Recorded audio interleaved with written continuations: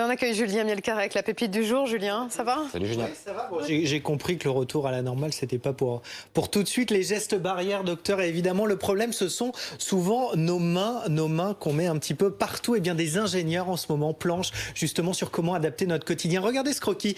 C'est une école d'ingénieurs à Toulouse. Ils ont imaginé ce nouveau système, un système pour ne plus toucher les portes avec ses mains. Comment ouvrir la porte avec le coude, mais clairement sans se faire mal, parce qu'on a tous testé. Eh bien, démonstration avec le prof de ces étudiants à Toulouse, c'est Jérémy Père qui l'a appelé. Regardez.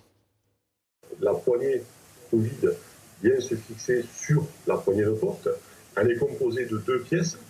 On voit ici la partie supérieure et la partie inférieure. Ces deux pièces sont fixées par 3 vis. Et il suffit donc tout simplement de venir la fixer sur la poignée de porte, à l'extrémité de la poignée de porte, pour pouvoir ensuite l'ouvrir avec le coude. Avec nos compétences d'ingénieurs, qui sont plutôt des compétences techniques, eh bien, on pouvait nous aussi contribuer à la lutte contre cette pandémie.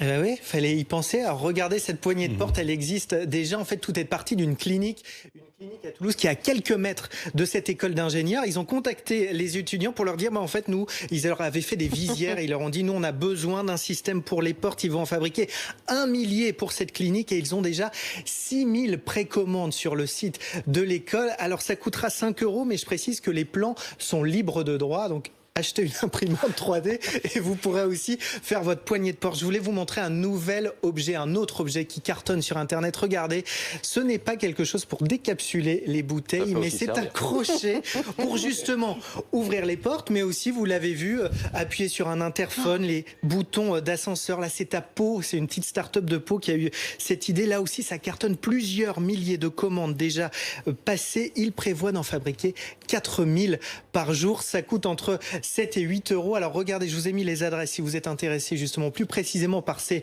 inventions. Je précise pour le crochet que vous venez de voir qu'à chaque achat, 1 € est reversé à une association. Merci.